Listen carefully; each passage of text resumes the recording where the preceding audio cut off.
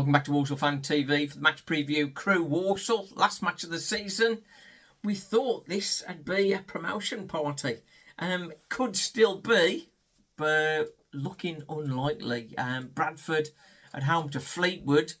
One would expect them to sort that out, but they are twitching like a lot of our playoff and promotion contenders have also been doing. But if they do stumble and Walsall can get a win at Crewe, it could still be automatic promotion. How would we feel about that? Relief rather than elation. And I put out a video earlier in the week. Can Matt Sadler save us? And the comments I've got from that, not very positive, but understandable. He couldn't run a bath, couldn't save a Word document. That kind of comments. So we're not going into this one with a great deal of confidence. That's fair to say. 13 games without a win since the 22nd of February. Lost 5 games since then. 4 of them at home. Only the one away defeat. That was the Barrow. Poor showing. Crewe aren't doing that much better, to be honest. Since 22nd of February, they've just picked up 10 points in 22 games. Walsall only collected 8, mind you. But, I mean, it's still a poor run of form.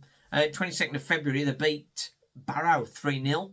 And they're in 7th. Only won twice since then. Away win at Chesterfield. Home win 2-0 against Grimsby recently. So, they've had their troubles, haven't they? Last time we played Crewe, 1-1. Nathan Lowe gained the equaliser. That was a nice pass. Nice, perfectly weighted pass from George Hall. And then he sort of like a reverse shot, effectively, off the underside of the bar. Great equaliser after Omar Bogle had put them ahead. Walsall was second at that point. Crewe were 5th. But lots happened since. And not a lot of good for Crewe or Walsall. Last few games for Crewe. Lost 2-0 away at Tranmere. Lost 1-0 at home to MK Dons. A 0-0 draw away to Colchester. A home loss 3-2 to Cheltenham. And an away loss 2-0 to Bradford. So not scored in the last 3 games. Crewe. Walsall only scored in 1 of our last 4. So I say both struggling a little bit. There's something important, perhaps above us all, on Saturday.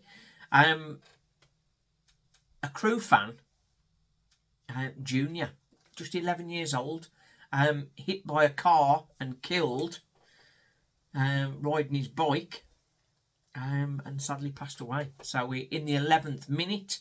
There'll be a round of applause. So if we can all join in with that, that would be good. And our thoughts obviously go out to his parents. To lose someone at that age is just terrible, terrible stuff. As far as Walsall concerned, what's gone wrong? I say I did cover quite a bit in the video, but we look at some stats. In the last 2 games, Walsall have got a combined 30 shots and only 6 on target, with no goals.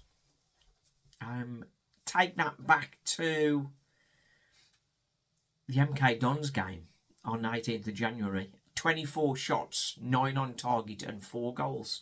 Or even the Boxing Day against Doncaster. Won 2-0. 14 shots, only 3 on target, but we scored 2 of them.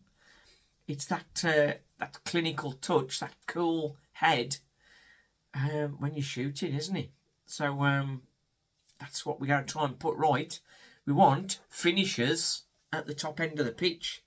I did give my preferred lineup in my previous video, as I say. But I think what we're likely to see is Thomas Himkin in goal. Dave, Williams and Taylor Allen as the back three.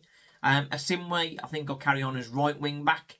Oshie and Chang in the middle, with Hall looking to push further forward. And then up front, Matt and who? I have not completely missed out left wing back. Gordon.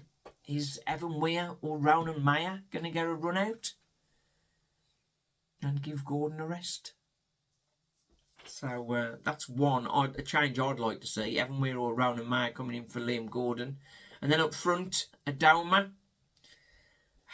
Not being that clinical, but when we look at his details, he scored 2 this season so far. That makes a total of 6 goals he's scored in the last 5 years. Not the guy to look for when you need goals, I wouldn't have thought. Right then, so who would you put in there? Amanchi, Levi Amanchi. He's definitely up and down. On his day, he is really unplayable guy and great finishing ability. I think he'd be better off starting. Maybe start him alongside Jamil Matt.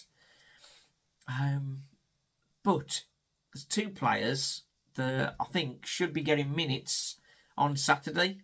One of them, DJ, has he had a falling out? He's not been on the bench for the last couple of games. But last couple of games, when we've needed somebody to finish a chance, DJ was not about. So DJ, perhaps, if he comes in from the cold, or Ethan Wheatley, who was similarly out in the cold after his couple of games we had when he first arrived, and then he's been cast aside. So heading into the playoffs, apart from the unlikely scenario where we go up and Bradford mess up, we need a win to sort of give us some hope going into the playoffs. Because if we go into the playoffs with 14 without a win, like, how can anybody lift themselves going into that? I was on Gabriel Sutton's show last night, and everybody wants to play Walsall in the playoffs. And you can understand why. You can understand why. But as I put on my other video,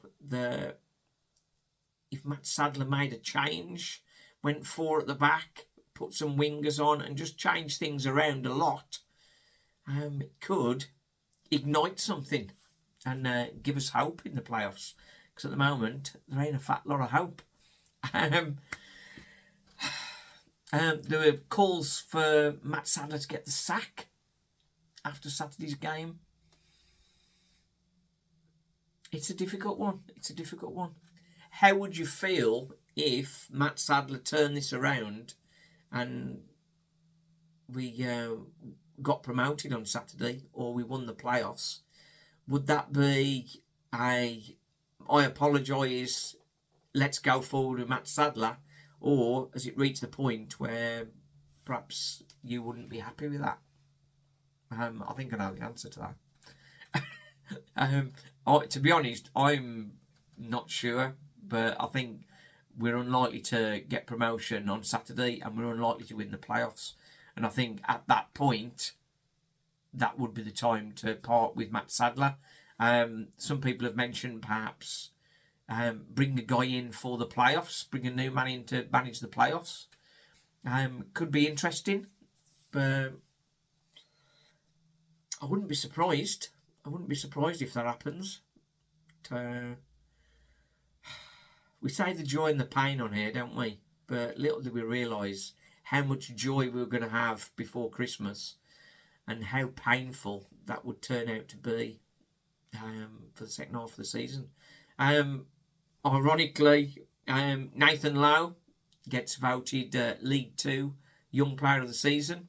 And for whatever reason, he wasn't in the listing for getting the Walsall vote. So well done to Nathan Lowe. I'm sure he would have loved to have stayed at Walsall. Got the Golden Boot, won the Player of the Season for Walsall and for League Two.